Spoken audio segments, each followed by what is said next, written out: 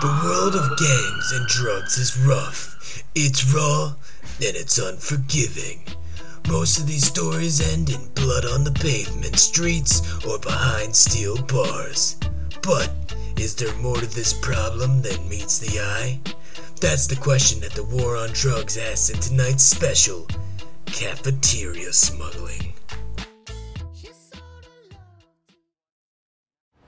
Yeah, I used to move food, move comida, go to the cafeteria, take what I wanted, take what I needed, take what my familia needed, my gang members, what they wanted. I just never thought I'd say that he was gonna lead me down that road. When you're in the Latin Burger Kings, you have to do things that sometimes you don't want to do. Now these people, these gang members, they're not all bad people. Not all of them. They're just victims of their environment. They see the price of a sandwich and they say, I can't afford this. It's either French fries or refried mozzarella sticks. And that's where it starts. My name is Juanito, and I used to be a cafeteria smuggler for the Latin Burger Kings. It all started, when I came to school, and it was rough, Single mom, baby dad, baby stepfather, baby second stepfather, baby third stepfather, baby fourth. I started to swipe my plan, man. Started to swipe my card. And you see the money going away so fast. I only got one sandwich, Jesse. How come it cost me $6, man? I started to get angry, Papi. I started to think, how could people stand for this? ¿Por qué? Thought, I was gonna be out of pesos by mid-semester. A guy named Javier comes up to me one day. He says, "Ese, who wants something to eat?" He smiles at me, man. But not the type of smile that's like I want to have sex with you kind of smile, but like the type of smile when you're like, I know you are struggling, bro. The gang members are quick to recruit new blood. They can see it in their eyes. It's that look that says, where's my next meal coming from? And that's when they strike. So he says, hey to a few people, hola, ¿cómo está?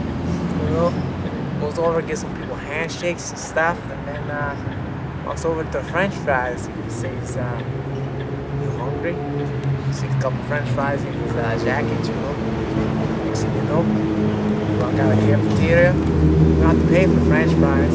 You get in, you're in too deep already. Why are you carrying around a rock? Mind your own fucking business, that's why. Mind your own. Are the streets that tough? If the streets were that tough, I wouldn't have a fucking rock in my hand, would I? Okay, here you go. Name's JT. I've been going to Binghamton University about 7 years now, and working on my my bachelor's degree and my distantalizer. Times is tough. Times is tough, especially when you use uber duper, super duper, double senior like I am. I may not be the roundest ball in the sack, nor the smartest, but I sure do have a big asshole. So after joining the Latin Burger Kings, life was good for a while. Then one night, it's Italian night, man. Now on Italian night, the Guidos come out in full force. They demand large shipments of prosciutto and other Italian specialties. I remember Italian night like it was yesterday. Shove some pepperoni up my bung, about 3 bad boys, about this big right here, right up my rectum. That was a big pepperoni, huh? Boy, you don't even know. You don't even know. You ain't shoving nothing up my ass, boy. I don't care how I look. It can't be done. Pow! Now the role of the burro is critical. Their job is to take a prophylactic, usually lubricated, and fill it with dining hall commodities that are usually too valuable for regular puffy jacket transport. Hey, yo, Latin Burger King. Shout out. Straight up Shaolin Wu-Tang represent. 718 kid. Latin Burger King fucks the deck, so fuck them motherfuckers. Peace out, ice cream sandwich, bitch. The damage from being a burro can be permanent. In many cases it is. These desperate gang members, and maybe even crazy ones, are pushing their body to the limit every single day. One day, Felipe takes me over to a pizza section. Says to me, "You don't want to see your mother again. Bend over and shut up." I said, "What do you mean, bend over, man?" Next thing I know, Pueblo chicken pizza inside me, man. Pueblo chicken pizza inside me. Yeah. You know, I'm here. I'm in Binghamton. I'm chilling. I'm a OG. I'm a regular gangster, but I'm retired. Yeah. And doctor, lawyer, all my clientele, man. Get out, like upper class people. I'm trying to tell you now. I bullshit you not. Got away with my life. I'm lucky. Look, don't even try it, man. Everybody, I tell all the guys, the young guys now. Just gotta have my quesadillas, man. Prices are high. Shit happens, man. It just kind of happened. Juanito picked me up, and it's just shit works, man. You know, things were good. Money was coming in. My butt hurt a little bit, but not as bad as the pains of hunger. I just never thought that I was going to get caught. Yep. I remember it was one time around that Yom Kippur. Some of them mazel tufs, you know, they had a special request. They wanted some of that there challah bread. Yeah, that's what it was, challah bread. I'll never forget that challah bread.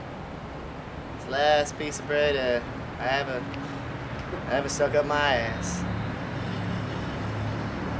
I tried to run, but you know, it's hard to run when you got a condo full of Cocoa Puffs in your butthole. Who are you looking at? Who are you looking at? I spit my flour upon you. I wasn't able to bring them the Cocoa Puffs. My little son, Juanito Jr., he had to eat cereal without cereal. So it's pretty much just milk.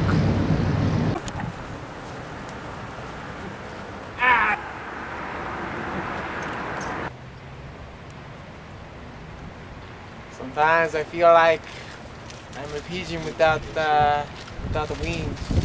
And was your family worried at all? I don't think they really knew. I hate it well. The first time I knew Juanito was a burro, I had never. He looked as if someone had killed a puppy right before his eyes. And then he was walking funny, like he had one too many chalupas. Yup.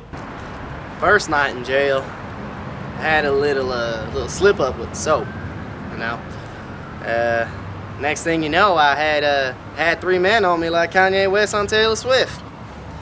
But you know, good thing about shoving food up your ass is you know, your ass is ready for anything. For a lot of these food providers, dining hall theft can be a real pain in the ass.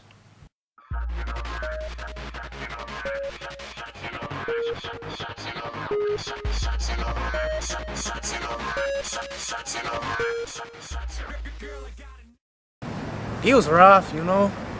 They had the Cocoa Puffs as a part of the evidence. They said, you know, they gave it to the judge, and the judge looked at these Cocoa Puffs and he said, "Is this shit, man? What is this shit, man?" And I said, "No, man, it's Cocoa Puffs." "Oh, but it is on the outside. It is a little bit of shit, yeah, man." Who you talking to? I ain't not no chalupo. I did not kill no puppies except for supper.